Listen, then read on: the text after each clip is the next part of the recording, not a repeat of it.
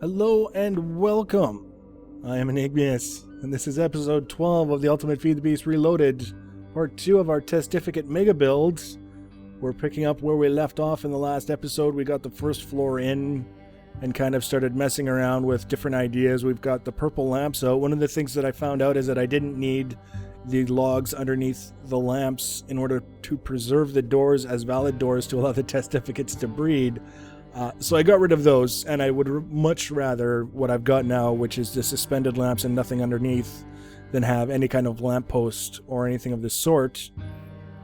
And then it was sort of kind of a big deal for me to get the walkways in on the second level, because not only was that, is necessary for the second level in order for it to be able to work properly, just like the first level does, but also it closes in the first level so that bad guys can't drop in, if they're walking around on a section of a roof that hasn't been properly lit, they can't drop down on whatever happens to be in the bottom.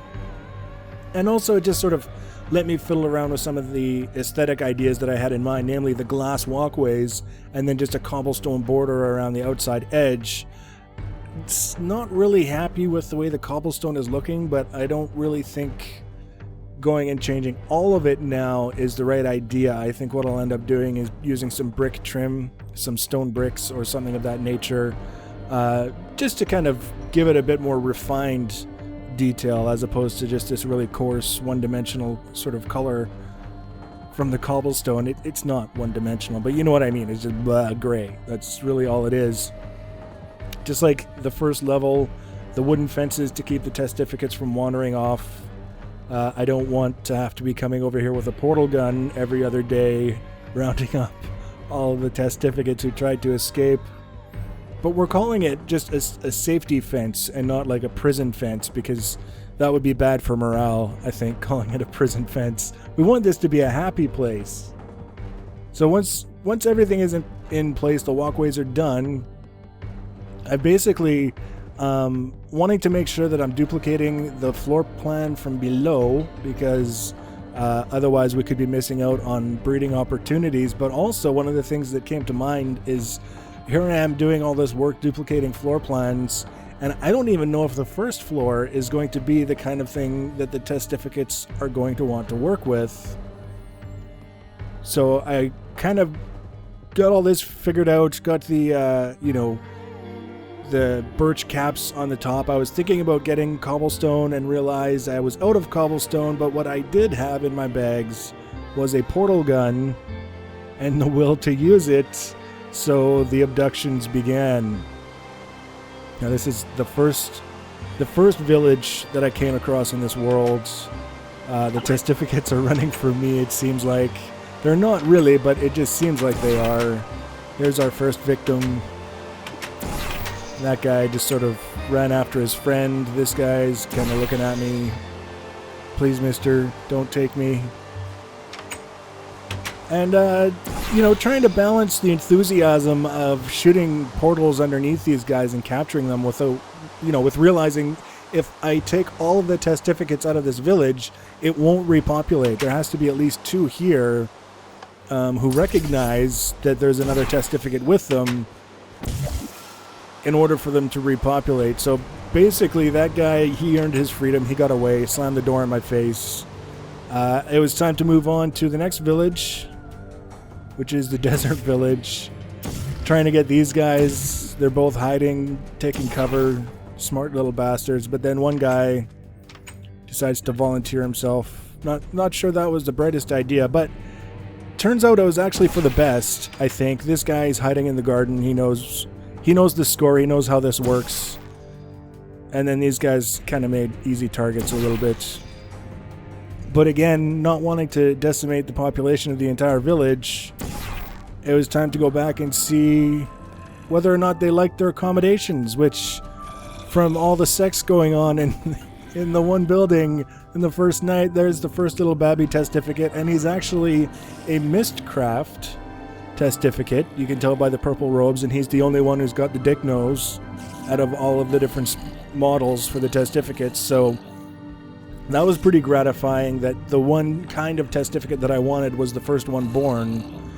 What I can tell you now is that after having let these guys do their thing, as they say, for a little while, I've now got 7 Mistcraft Testificates living in the village. But it's funny to watch them because in addition to, the random sex acts, it's the little kids running around and chasing each other. The Babby Testificates is kind of entertaining.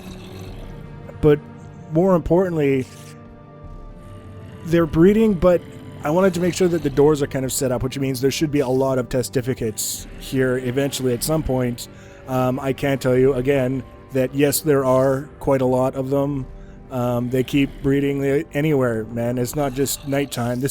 I wanted to kind of keep an eye on them the first night because of the zombie threat and all those other things, especially with the kids because they'll just run in and out of the doors, the little bastards.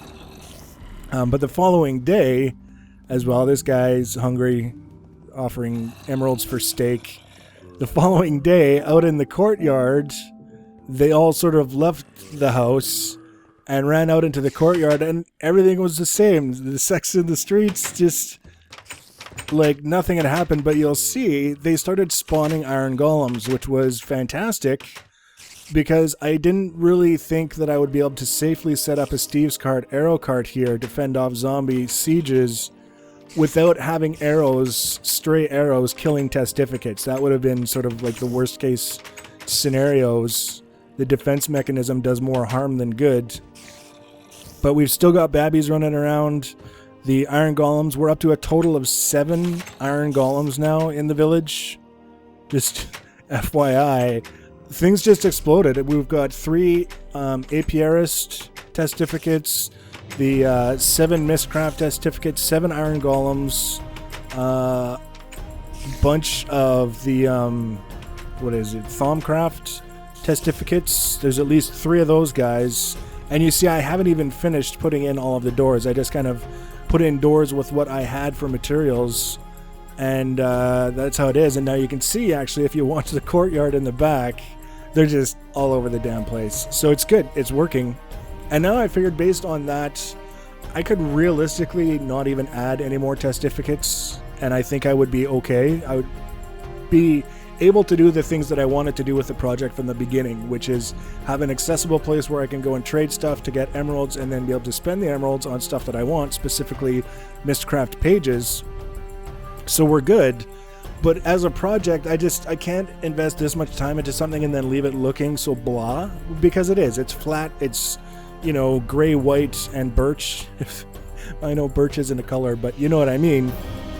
So I decided to go vertical again, because why not? But primarily because it gives me an opportunity to just do something that adds visual detail without adding a ton of extra materials. There's nothing like having to go through, 4 double chests of a particular building material and still not be done. So I'm building this one vertical section on top of one of the houses, and the idea is that these will be livable. These will have doors in them to promote breeding. They will be accessible to the people only on that floor. I may actually open it up with staircases so that they can go up and down. We'll see. Actually, that might be a better idea just in case of sieges and things of that nature. But one of the things with a project of this nature is it's very important to do it right from the very beginning, because the last thing that I would want is to get 5-6 stories up and realize I made a mistake at the bottom and I have to go back and redo the entire thing. That would be a worst case scenario. So I do a little bit of testing. You can see I've got the vertical section in the back so that I can kind of go back a little bit and take a look at it and get an idea of the scale, and then start building things into it. And you can see I get up a certain distance and realize that the bottom is done wrong. And now it's a case of running around and trying to figure out, first of all, I've identified that it's done wrong, but I haven't identified exactly what I need to change to fix it. So you can see there's a lot of running around and doing very, very little, just trying to get a handle on exactly what I have to do. And it's kind of a pain in the butt, but like I say, it's better to catch it now so that I can just duplicate this pattern upwards than it is when you have to tear down a very large section of the project and start over. I've done that once. I've had to do that actually at least once in my very first Tech It world, and I promised myself that in the future I would be smart and test things and look at things and set things up on a small scale before I start duplicating them throughout an entire project. But basically what I'm doing is I'm laying out the walls for the back section. We've got just the same as the buildings below, 2 birch planks with a birch log on top and then cobblestone floors in between. And again, I'll probably do some sort of detailing around the outside edges when the whole thing is done. So that right there is pretty much the back wall of the entire structure. And what you'll see now is putting in the corner pillars. They're actually sloping inwards a little bit. So if you're looking at it from the right angle, it might look like the whole building has got sort of a rounded slope on the front face, as well as the rounded slope, sort of the front floor plan profile sort of thing. We'll see how it goes. It's kind of tough to make these things look rounded on this scale. They tend to want to look blocky no matter what you do. But the worst thing that can happen is it looks not rounded, but still different from just straight. And then I can pretend that I never told you guys what it was supposed to look like and just say I did it that way on purpose. So that's about as far as I've got. Unfortunately, the time-lapse videos take quite a bit of time to prepare, and I didn't have anything else to show you, but I wanted to get this out, and then in the next video, we're going to finish it off. So I hope you're enjoying it.